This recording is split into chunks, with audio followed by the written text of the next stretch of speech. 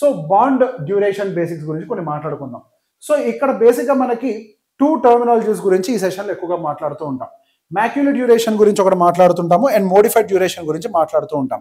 So బేసిక్గా ఈ రెండింటికి సంబంధించి మనకి డెట్ బేస్ మ్యూచువల్ ఫండ్స్ని ఐడెంటిఫై చేయడానికి ఉపయోగపడుతూ ఉంటుంది.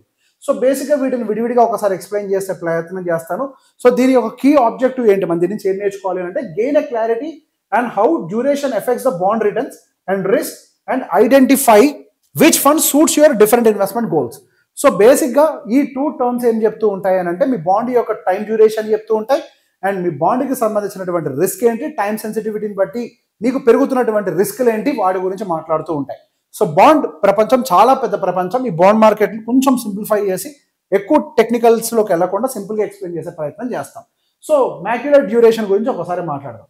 సో ఇక్కడ మ్యాక్యులర్ డ్యూరేషన్ గురించి గూగుల్ డెఫినేషన్ ఏం చెప్తుందో వినండి. Indicates how long it takes to recover your investment money through the coupon payments and the principal repayment. So బేసిక్గా మీరు పెట్టినటువంటి పెట్టుబడి మీకు టోటల్గా రీపేమెంట్ అవ్వడం కోసం అని చెప్పి ఎంత టైం పడుతుంది అన్న ఒక దాన్ని ఎస్టిమేట్ చేయడం కోసం యూజ్ చేసే టర్మినాలజీ ఇది.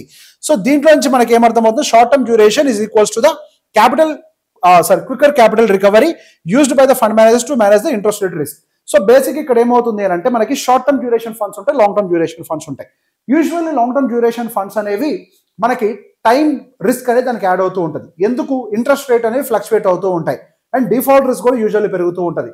షార్ట్ టర్మ్ డ్యూరేషన్లో పెద్దతన కంపెనీకి సంబంధించినటువంటి నెంబర్లు పెద్దగా మారవు అండ్ వాళ్ళ రిస్క్ పెద్దగా పెరగదు అండ్ ఆర్బీఐకి సంబంధించినటువంటి పెద్దతన ఇంట్రెస్ట్ రేట్ డిఫరెన్స్లు అనేవి షార్ట్ టర్మ్లో రావు. కాబట్టి బేసిక్గా యూజువల్లీ మనకి షార్ట్ టర్మ్ ఫండ్స్ అనేవి ఇంట్రెస్ట్ రేట్ రిస్క్ నుంచి అవాయిడ్ అవుతూ ఉంటాయి అండ్ క్రెడిట్ రిస్క్ నుంచి కూడా సహజంగా అవాయిడ్ అవుతూ ఉంటాయి. సో బేసిక్గా మనకి ఈ మ్యాక్యులర్ డ్యూరేషన్ అనేది ఎంత ఫాస్ట్గా మనం దీన్ని రికవర్ చేయగలుగుతామని అర్థం చేసుకోవడాన్ని మ్యాక్యులర్ డ్యూరేషన్ అంటారు.